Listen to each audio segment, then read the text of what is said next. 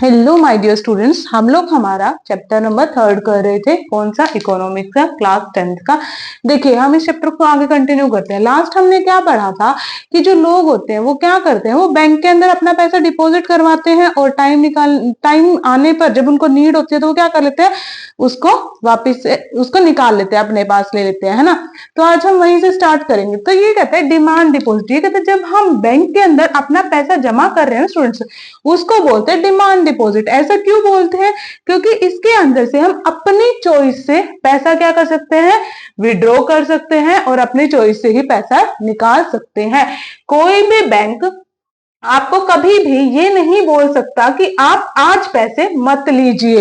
ये किसी के पास भी अथॉरिटी नहीं है। वो पैसा क्या है, अगर सपोज मैंने अपने बैंक अकाउंट में 10,000 रुपए जमा करवाए हैं तो ये मेरी चॉइस है कि मैं उन 10,000 रुपयों को चाहे आज निकालूं, चाहे 15 दिन बाद या फिर 2 साल के बाद। ये चॉइस मेरी है। ना तो बैंक मेरे को ये कह सकता कि मैम आप अपना डिपॉजिट वापस ले लीजिए, ना बैंक जब मैं लेने जाऊंगी पैसा ये कह सकता है कि आज मैं आपको डिपॉजिट नहीं दूंगा। ठीक है, इसी को बोलते हैं डिमांड डिपॉजिट। अब हम बात करते हैं स्टूडेंट्स चेक की। चेक में कहता है cheque is a paper instructing the bank to pay a specific amount from the person's account to whose name the check has been issued।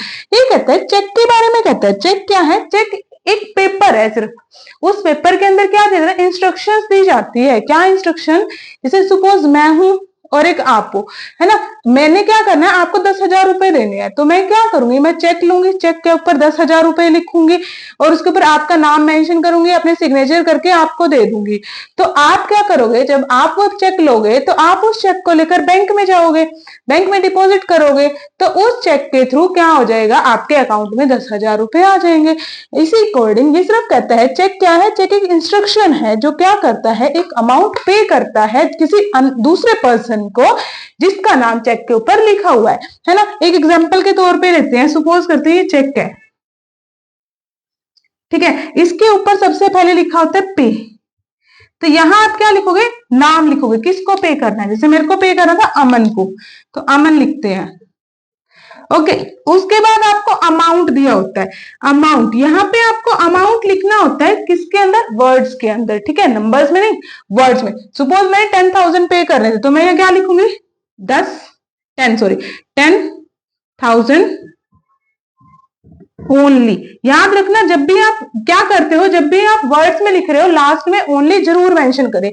यहाँ पे लिखा होता है फिर से अमाउंट, जो यहाँ पे अमाउंट लिखना है वो लिखना है आपको नंबर में। तो 10,000 लिखा, उस वो लिखने के बाद पैसे करके इसको खत्म करोगे ताकि कोई भी इंसान क्या ना कर सके, उस अमाउंट को बढ़ा ना सके, ना तो एक जीरो एक्स्ट्रा लगा सके ना ही कम कर सके। एंड में होता है यहाँ पे सिग्नेचर, मैं क्या कर दूंगी, यहाँ पे अपने साइन कर दूंगी। ओके, और यहाँ पे मेंशन करनी होती है आपको डेट।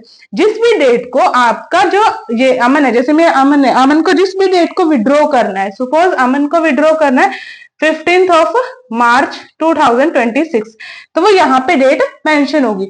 और ये चेक क्या करेगा, मैंने क्या किया, यहाँ पे तन्वी थी, तन्वी ने क्या किया, चेक अमन को दे दिया। अब अमन क्या करेगा, अमन इस चेक को लेकर कहाँ जाएगा, बैंक में जाएगा।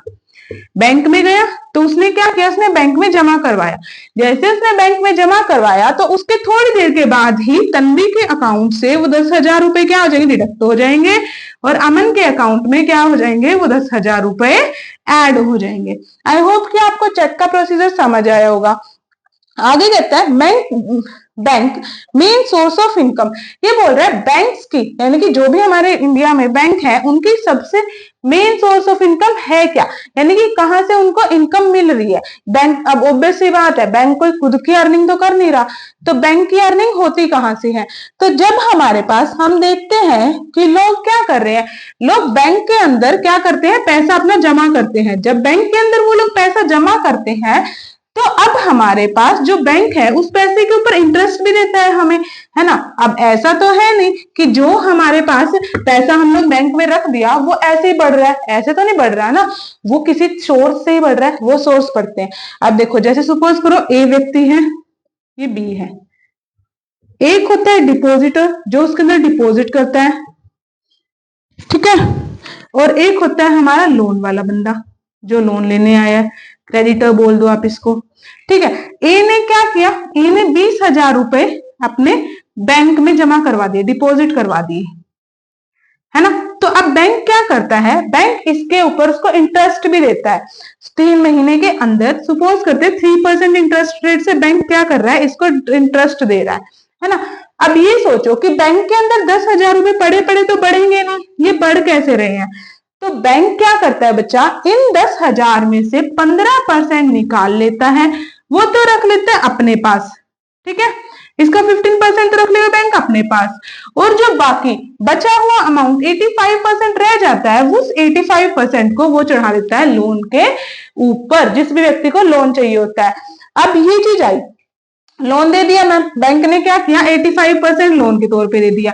अब जो ये 85% अमाउंट लोन के तौर पे दिया है ना स्टूडेंट्स, तो इसके ऊपर बैंक चार्ज करेगा high rate of interest, 10 to 12% rate of interest. अब देखो, जो बैंक चार्ज तो कर रहा है 10 से 12% इंटरेस्ट, बट आपको दे रहा है सिर्फ 3 या 4% इंटरेस्ट। तो जो ये बीच का अमाउंट बच गया, यानी कि 15 - 3 कितना रह जाएगा हमारे पास, 12। यानी कि जो 12% जो हमारा अमाउंट बच गया ना बैंक के पास, ये अमाउंट क्या होगा, ये होगी बैंक की इनकम। यहां से आएगी बैंक की इनकम, यानी कि मेन सोर्स ऑफ इनकम हमारे बैंक का क्या होता है, इंटरेस्ट रेट। जिस इंटरेस्ट रेट पे वो लोन प्रोवाइड करता है, वही होती है सबसे मेन सोर्स ऑफ इनकम एक बैंक का।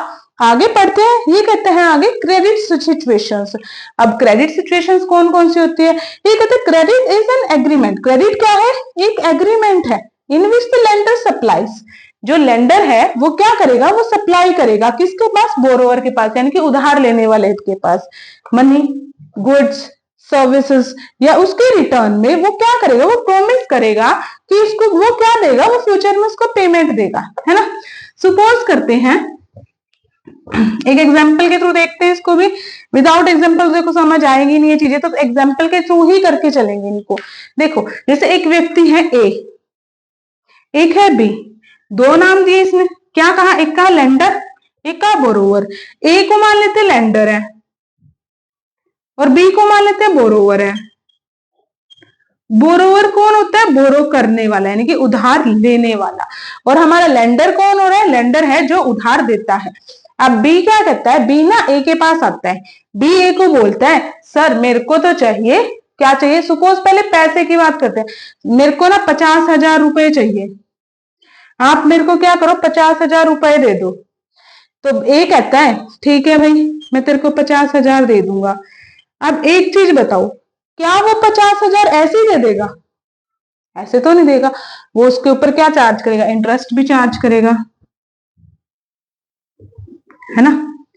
कई केसेस में इंटरेस्ट नहीं होता, कोलैटरल रखवा लेते हैं वो चीजों को, इंटरेस्ट भी होता है सॉरी कोलैटरल भी रखवाते हैं, ठीक है।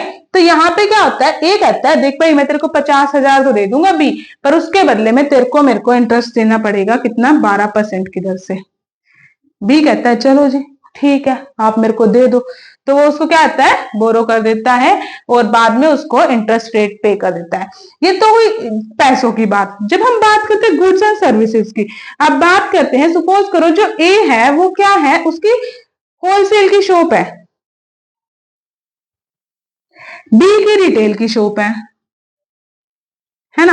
ये क्या, ए कहता है, बी कहता है ए को देखो मेरा ना माल जब बिक जाएगा ना तो मैं आपको पैसा दे दूंगा।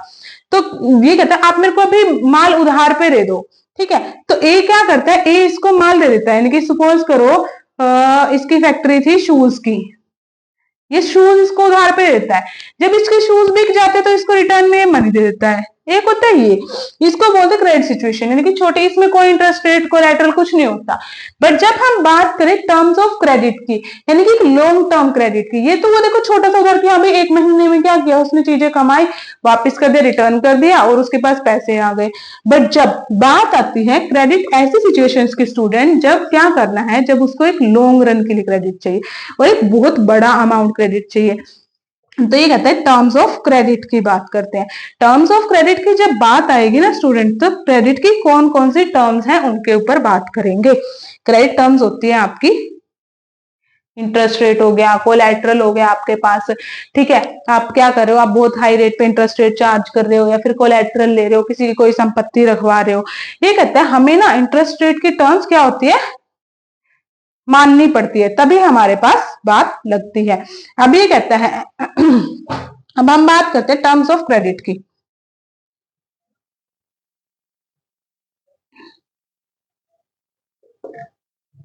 क्या आ गया? इंटरेस्ट रेट, कोलैटरल, डॉक्यूमेंटेशन, है ना, ये टर्म्स होती है।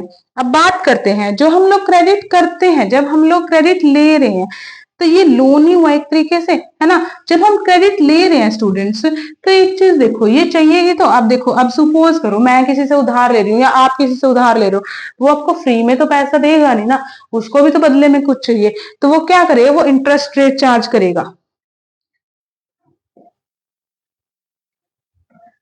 सपोज करते हैं एक था, ए को क्या चाहिए था, 20,000 रुपए, सॉरी 2 लाख रुपए, 2 लाख रुपए क्या चाहिए थे उसको, लोन के चाहिए थे, है ना, क्रेडिट चाहिए था। तो वो क्या करता है, वो बी के पास जाता है, बी कहता है देख भाई मैं तेरे को लोन तो दे दूंगा 2 लाख रुपए, पर तेरे को मेरे को उसके ऊपर 20% इंटरेस्ट रेट देना पड़ेगा, 20% इंटरेस्ट रेट देना पड़ेगा। अब यानी कि आप ध्यान रखना, जब ए क्या करेगा, बी को, इसने 20,000 दे दिए, सॉरी 2 लाख, हाँ दिमाग में, 2 लाख दे दिए। जब उसने 2 लाख दिए, जब वो बी को रिटर्न करेगा तो उसको 2 लाख नहीं देने हैं, 2 लाख के ऊपर 20% इंटरेस्ट भी देना है। कितना हो जाएगा 20%? 40,000। यानी कि अब उसको बी को 2 लाख नहीं देने, कितने देने? 2,40,000 रुपए देने। ये है आपकी सबसे पहली टर्म, कौन से? इंटरेस्ट रेट की टर्म। आगे बात करते हैं कोलैटरल की। अब कोलैटरल क्या होता है मैम? कोलैटरल होता है स्टूडेंट कोई चीज गिरवी रखना। अब सपोज करो हम बैंक में जा रहे हैं, बैंक क्या करेगा, आपको ऐसे ही तो लोन दे नहीं देगा, बैंक क्या कहेगा, आपको बोलेगा कि भाई मुझे क्या कर, तू कुछ गिरवी रख के जा, कुछ मेरे पास रख के जा, कि अगर तू कल को लोन ना दे सके तो मैं उससे लोन ले लूं, उस चीज से।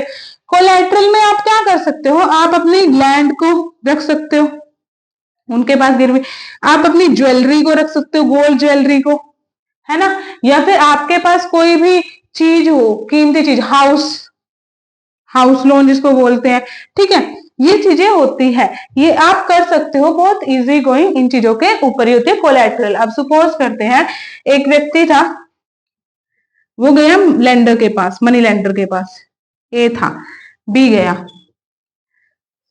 ए मनी लेंडर था, बी आता है ए के पास, बी कहता है देखो सर जी मेरे को चाहिए 40,000 रुपए, किसके लिए?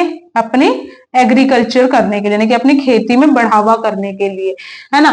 तो वो कहता है ए चल मैं तेरे को 40,000 तो दे दूंगा, बट उसके बदले में तुझे मेरे पास भी तो कुछ गिरवी रखना पड़ेगा, क्या पता कल तेरी फसल खराब हो जाए तो मैं अपने पैसा कहां से लाऊंगा। तो तब वो कहता है ठीक है जी, आप मेरी जमीन का, आप मेरी लैंड का कोई भी स्मॉल पार्ट अपने पास गिरवी रख लो। वो उसके पास अपनी जमीन के कागज रख जाता है। जब वो चीजें होते हैं ना स्टूडेंट, अगर बी किसी कंडीशन में लोन रीपे नहीं कर पाया तो ए क्या करेगा, ए उसकी जमीन के टुकड़े को बेच देगा और अपना पैसा वसूल करेगा। ये होती है कोलैटरल टर्म। आगे बात करते हैं डॉक्यूमेंटेशन की। जब हम बात करें डॉक्यूमेंटेशन, डॉक्यूमेंटेशन बेसिकली सबसे मेन कहाँ होता है? बैंक्स में होता है, जब बैंक से लोन लेते हो। अब देखो बैंक है, बैंक आपको ऐसे ही तो लोन दे नहीं देगा, बैंक को क्या करना पड़ेगा, आपका रिकॉर्ड चेक करना पड़ेगा कि आप कोई कहीं से कोई धोखाधड़ी करके तो नहीं भागे हो, या आपका कोई और सोर्स तो नहीं है। तो बैंक क्या करेगा, बैंक आपसे आपके डॉक्यूमेंट्स मांगेगा, आपकी सैलरी स्लिप मांगेगा, आप किस कंपनी में काम कर रहे हो उसका डाटा मांगेगा, उसके बाद जाके बैंक आपको लोन देगा। ये है हमारा डॉक्यूमेंटेशन का पोर्शन। अब कहते हैं लोन फ्रॉम क्रेडिट। अब देखो लोन जो है वो भी एक तरीके से नहीं लिया जाता, लोन भी बहुत सारे तरीके से लिया जाता है। लोन अगर आप ले रहे हो किसी बैंक से, या फिर लोन अगर आप ले रहे हो किसी मनी लेंडर से, है ना। अब एक चीज ध्यान रखना, जो रूरल पीपल होते हैं, यानी कि जो गांव के लोग होते हैं, उनको बैंक की चीजें समझ नहीं आती, तो बेचारे क्या करते हैं, वो मनी लेंडर से ही लोन लेते हैं और वो डेट ट्रैप में फंस जाते हैं, कर्ज जाल में फंस जाते हैं। एक एग्जाम्पल के तौर पे लेते हैं, 2 व्यक्ति थे, एक लगाओ अमन, अमन की शॉप थी, किस चीज की शॉप बताओगे? ग्रोसरी शॉप थी, ठीक है। जब अमन की ग्रोसरी शॉप थी, अमन को क्या चाहिए था? अमन एक वेल एजुकेटेड पर्सन था। अमन को क्या चाहिए था? अपनी ग्रोसरी शॉप के लिए पैसा चाहिए था, तो वो बैंक के पास जाता है, बैंक के पास बात करता है कि भाई ये चीजें मुझे ऐसे ऐसे करके लोन चाहिए। वो उधर अपने डॉक्यूमेंट्स जमा करवाता है। जब वो चीजें डॉक्यूमेंट जमा करवाता है तो बैंक क्या करता है? बैंक उसको लोन दे देता है और देते हैं, कहते हैं कि हाँ 8% इंटरेस्ट रेट की दर से मैं आपको लोन दूंगा। तो जब उसका काम, अमन का काम, ग्रोसरी शॉप अच्छे चल जाती है तो अमन क्या करता है? अमन अपना लोन चुका देता है ना। अब यही बात करते हैं एक किसकी? एक फार्मर की। एक फार्मर सोहन। सोहन था फार्मर। सोहन को क्या चाहिए था? सीड्स के लिए या फिर बेटर फैसिलिटीज के लिए क्या चाहिए थे स्टूडेंट्स? इसको भी लोन चाहिए था, बट इसको बैंक की नॉलेज नहीं थी, तो ये जाता है मनी लेंडर के पास।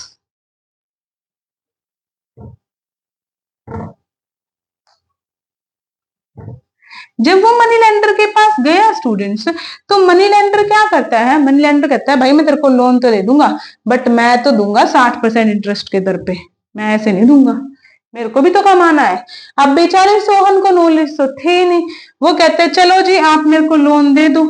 अब सोहन की क्या हो जाती है? बेचारे की फसल हो जाती है खराब। जब फसल उसकी खराब हो गई तो क्या वो अपना कर्ज चुका पाएगा? नहीं चुका पाएगा। और इसी तरह से जो सोहन है वो किसमें फंस गया? वो डेब्ट ट्रैप में फंस गया और एट द एंड उसको अपने लैंड को सेल करके उस कर्ज को उतारना पड़ा। ये होता है डेब्ट ट्रैप।